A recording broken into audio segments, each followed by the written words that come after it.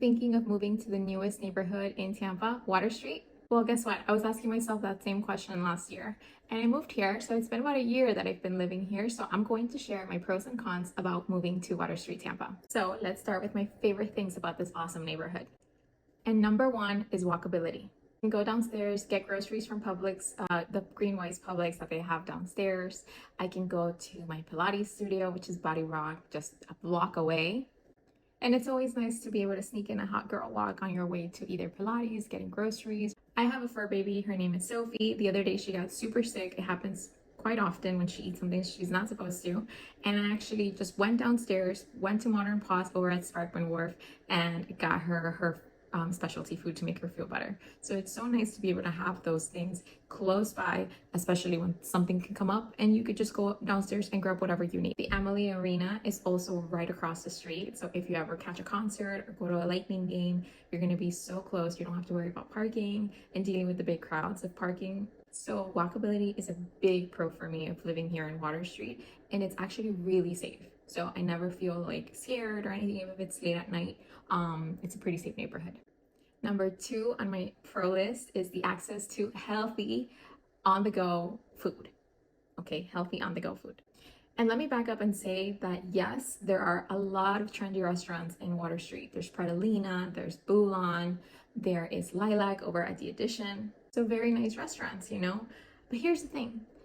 When you're tired from work and maybe you didn't meal prep the night before or for the week, or you ran out of meals, I like to cook. So let's just say you run out of meals and there's nothing in your fridge and you're too tired, you're not gonna go to Greenwise and get groceries. Well, there is a beautiful thing called Naked Farmer. And Naked Farmer is my absolute go-to. When it's late, I'm tired, I can't get myself to cook, I'll go downstairs. And I like what they have as far as servings go because everything is fresh, everything is seasonal, everything is locally sourced. So it's just nice to have, and I really like having it.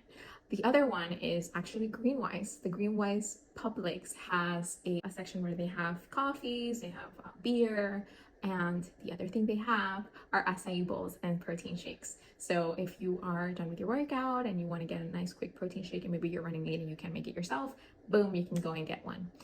There's also Crisp and Green, which I also like for their smoothies and their acai bowls, but Greenwise is just a nicer, lower cost, especially if you're doing it often.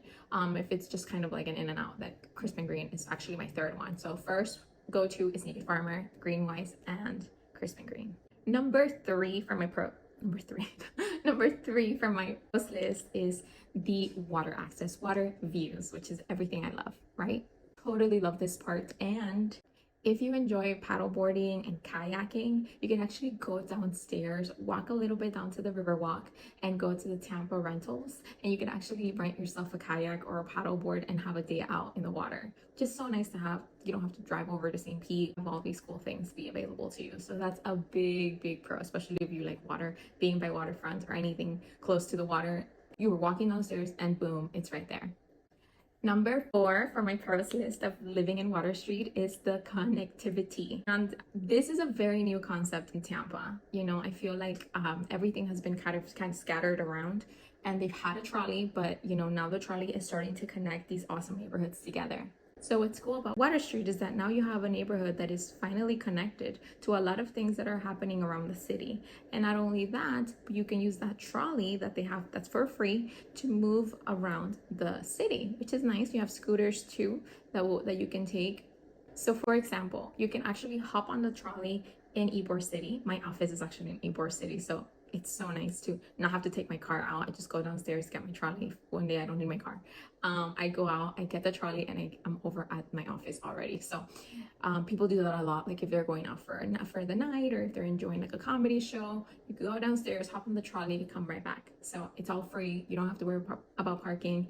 You can grab a bike and then go down the Riverwalk and into Bayshore. So that's how connected it is. You go down the Riverwalk into Bayshore and you can have a nice scenic ride with friends, family, come visit you. And it's just so nice. It's so scenic, it's so beautiful, it's so peaceful, and it's also right by the water.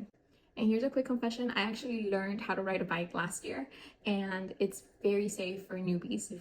anybody out there in the world also doesn't know how to ride a bike, I was one of them.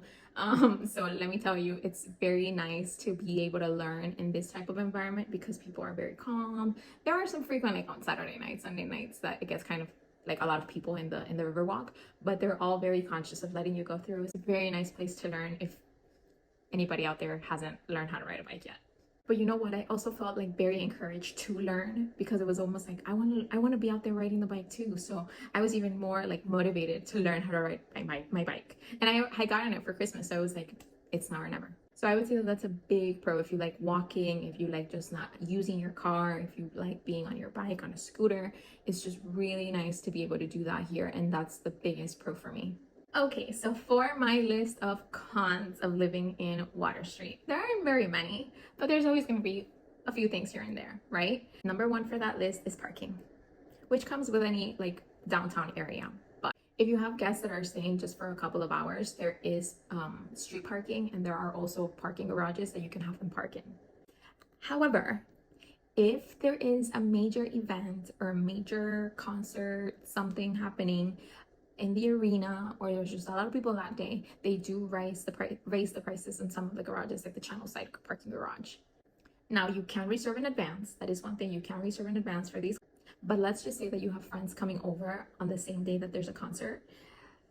It's gonna get a little bit tricky because the parking can be like $40, $30, $50.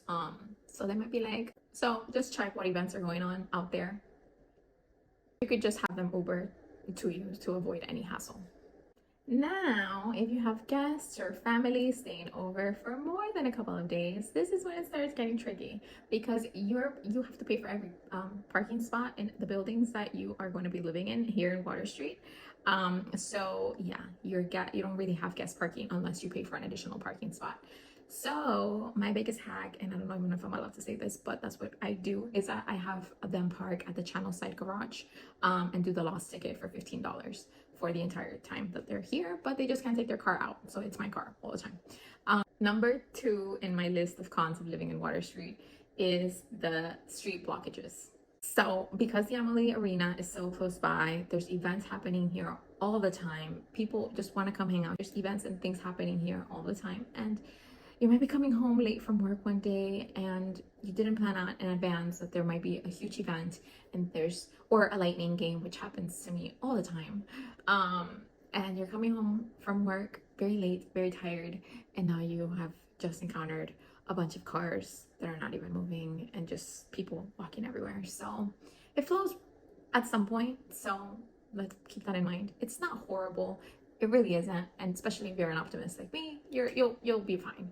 But there's those days where you're just really tired and you just want to come home.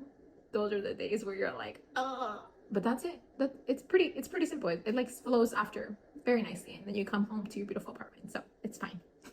So there you have it, a few pros and cons about living here in Water Street. It has honestly been the best decision, especially for experiencing downtown living. And the biggest thing is being able to commit to the daily habits that you have for yourself, like your workout, like your walking, like your healthy eating. It's always nice to be living in a place that kind of supports those habits that you're trying to build. And it's just so nice to be in if that's what you like. If you found this video helpful, you can head on to my next video where I talk about helpful things that nobody told me about moving to Tampa. Thanks for watching. Bye-bye.